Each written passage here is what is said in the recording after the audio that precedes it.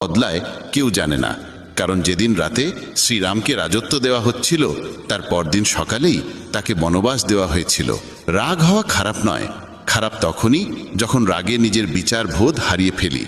সৃষ্টিকর্তা তোমাকে আলাদা করে সৃষ্টি করেছেন, তাই অন্যের মতো হয়ে নিজের আসল পরিচয়কে মুছে ফেলো না। সফলতা প্রথমে তোমার মনের ভিতরে জন্ম নেয়, তারপর জীবনের বাস্তবতায় রূপ নেয়।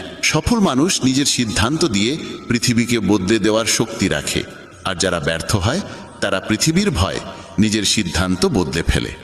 তাদের বেশি গুরুত্ব দিও না যারা তোমাকে উপেক্ষা করে।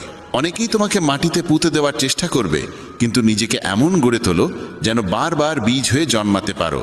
ভরসা রাখো ভগবানের উপর, তিনি যদি এখান পর্যন্ত নিয়ে এসে থাকেন তবে সামনে এগিয়েও নিশ্চয়ই নিয়ে যাবেন।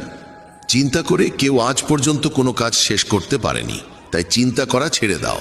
শ্রীকৃষ্ণ বলেন, ধীরে ধীরে সব কিছু হবে।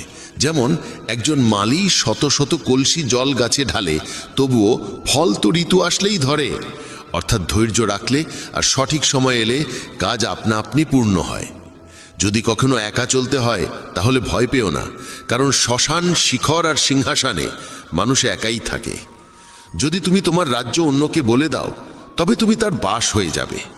যে ব্যক্তি সামান্যতেই খুশি থাকে তার কাছেই সবচেয়ে বেশি সুখ থাকে। সবচেয়ে গভীরে গিয়ে বিধে যায় কাছের মানুষের কথাগুলো। বাইরের লোকের এত ক্ষমতা নেই যে তারা তোমার চোখে জল এনে দিতে পারে। তুমি যতই কষ্টে থাকো না কেন, সেটি তোমারই সিদ্ধান্তের ফল। আর যেদিন তুমি সেই সিদ্ধান্ত বদলে দেবে, সেদিনই জীবন বদলে যাবে। অহংকার করা উচিত নয় যে আমাকে কারোর প্রয়োজন পড়বে না, আর এই ভ্রান্ত ধারণাও নয় যে সবাই আমার প্রয়োজন অনুভব করবে। সফলতা তখনই আসে যখন তোমার স্বপ্নগুলো তোমার অজুহাতের চেয়ে বড় হয়ে যায়। তুমি কারোর জন্য যতই করো না কেন, সময় এলে সে ঠিক বলেই দেবে, তুমি আমার জন্য করেছেই বা কি। ছেড়ে যাওয়ার হাজারটা কারণ থাকা সত্ত্বেও যদি একটি কারণ খুঁজে পাও থেকে যাওয়ার, সেটাই প্রকৃত ভালোবাসা। আমার কষ্ট হয়তো কারোর হাসির কারণ হতে পারে, কিন্তু আমার হাসি কখনো কারোর কষ্টের কারণ হওয়া উচিত নয়।